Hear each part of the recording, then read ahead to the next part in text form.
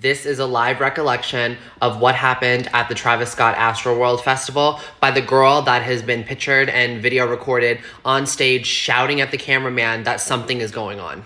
This is very emotional and could be potentially triggering to a lot of you, so be aware.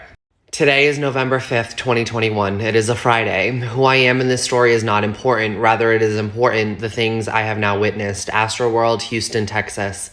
Travis Scott is the only one performing. I don't know how many people were at the festival, but I do know that every single person was at that stage. My friend and I wanted to get as close to the stage as close as we could possibly get. We were not able to get very close, but we did end up on the side, near the walkway in the middle. Surrounding us were chest-high metal gates, barriers.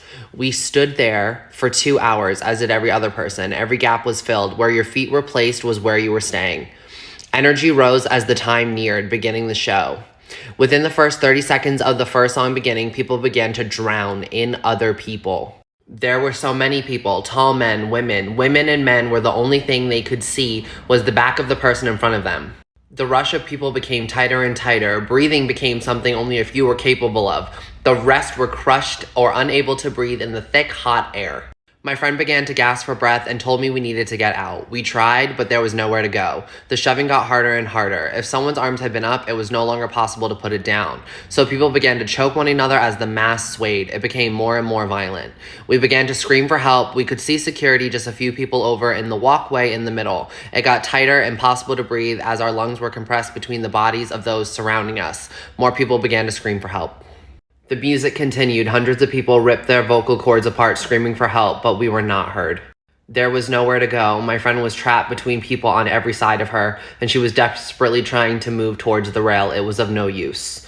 The screaming intensified as more people realized they could not breathe. We begged security to help us, for the performer to see us and know something was wrong. None of that came. We continued to drown more and more.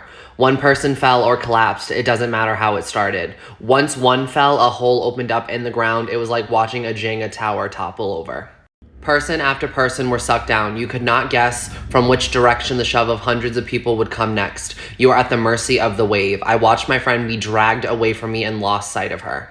I began to realize in that moment there was a way to die that not many people know about, being trampled to death. I'm only going to read that much, but if you want to see the entire post, you can go to @SiennaFaith, SeannaFaith on Instagram, and that is where the whole post is. And she is the girl that is in the pictures and the video shouting at the cameraman, "There's something going on over there." This is genuinely heartbreaking. My heart goes out to everybody whose lives were lost and everybody affected by this, and shame on those event organizers.